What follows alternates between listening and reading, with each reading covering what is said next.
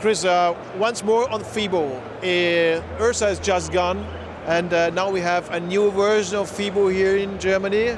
Last year moving from Cologne to from Essen to Cologne, and now it even grew. How do you think about the new situation here in FIBO? Well, we miss Essen in some ways because we were there for so many years and became very familiar with it. But Cologne is a spectacular city. It's a beautiful place to come, and we love the venue. The hall is great. You know, the sound and the feeling and the energy here and the excitement that we have from not only our people but from our customers. And we have customers here from literally every continent. It's just a great place. Frank, you're responsible for the markets out of America, and I think it's getting more and more international.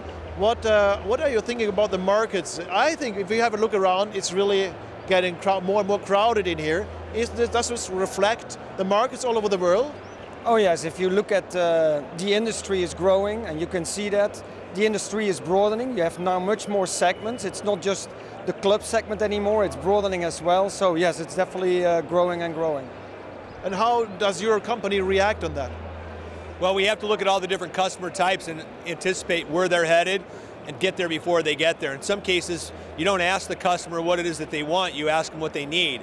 And then you create product to meet their needs that have been unmet. And when they do that, and you have products like the Blue Sky behind you, which is an outdoor functional training piece, you create products that nobody asked for, but they needed.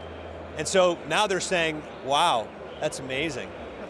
So in which region are these, for example, these outdoor cages, Blue Sky, are going to develop first?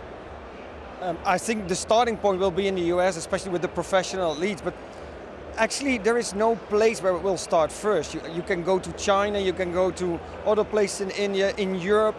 We have customers who say, hey, we have a nice place on our rooftop, like in Spain, where they do paddle tennis, and now they see this opportunity and say, maybe we convert 2 paddle tennis areas into a synergy outdoor unit. So there's so many options with this. I think the biggest thing here is more customers realize that within the 4 walls is becoming too limited.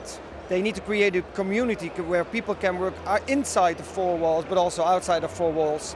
At the club, but also in home, and create this community where people just like to work out, move more, and become more healthy and fit.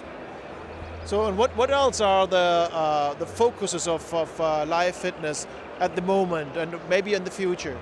Well, we've had a tremendous influx of product here. We have our new Flex Strider, which is a user-defined variable motion elliptical, which is brand new. The Power Mill, which is the first motorized stair climber.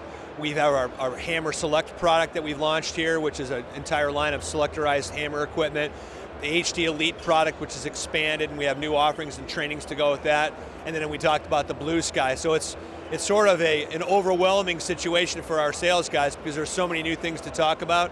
And then even with our Discover console, our tablet console, we have new offerings in the form of apps that have been developed for the product, including GPS, including our Fitbit app. You know, we still have our Runtastic and Lose It apps that we introduced. So there's so much going on. It's in some cases it's more than it can handle. So you've got a big skill, big portfolio, of course. But I think it's getting a more and more challenge to react out of our view to the developing structures in the market with the gyms belong. You know, for example, we get more and more chains coming to Germany in this case. But I think the chains are going to be more and more global. So how can you handle this? You know, that the single gyms are getting maybe a little bit less in the market, and the chains are getting bigger and bigger. Do you have to react on their wishes in a special way?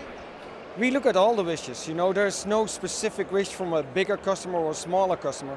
In the end, it is about their customers that are interesting, and you know, their customers are already there. It doesn't matter where they work out.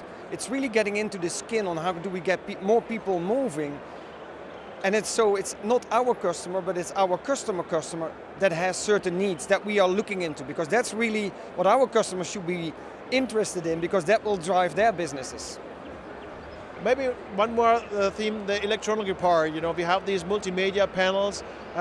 Where is it going there? You know, I think this is quite new, but all the people outside are having screens and screens and screens everywhere. Everything is smart now, smart TV, smartphones, and now we have smart machines. What What do you think about these developments? Well, smart needs to be well thought out as well. You can make it incredibly complex and make it difficult for someone to use, which has never been our intent. We want to make them as easy as possible, and we do that not just for the customer who's using it, this end customer, but also for the operator. So one of the challenges with these multimedia consoles was, how do you connect them? If you have to recable your entire facility, it's not only very expensive, but may not be able to be done physically.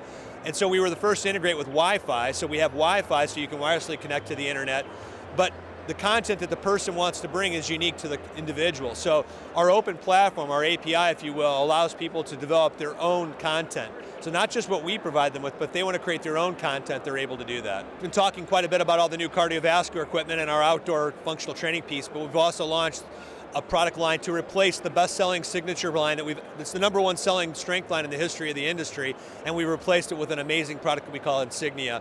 It's not only elegant looking, but it's between 6 and 8 inches shorter than our old product, so it creates great sight lines in the facility. But what we like to think of it as being is, if there were an iPhone that was a piece of strength equipment, it would look like that. Oh, but the opposite is behind you, hammer strength. This is back to the roots. I think we have a development in this market. What about hammer strength? How is it going? I can tell you, outside the US, because the market was really there in the US, and then over the last couple of years, we have adopted all these positive things from hammer strength. And if you see the sales, how that was growing, it was growing 432% over the last 3 years outside the US. Because now we realize, one, there is a performance market, but also to create a shop-in-shop model within our existing facilities, where there are, coming back to the customers, people who want to take strength training a bit more serious. So now you start creating these different models within a club. We call it a journey, where people can progress from, let's say, doing it very simple when they haven't worked out in the past, to more progression with Signature in the past and now launching Insignia, to, let's say, the ultimate strength training units where you're really into progression and strength training, and that's the Hammer Strength brand.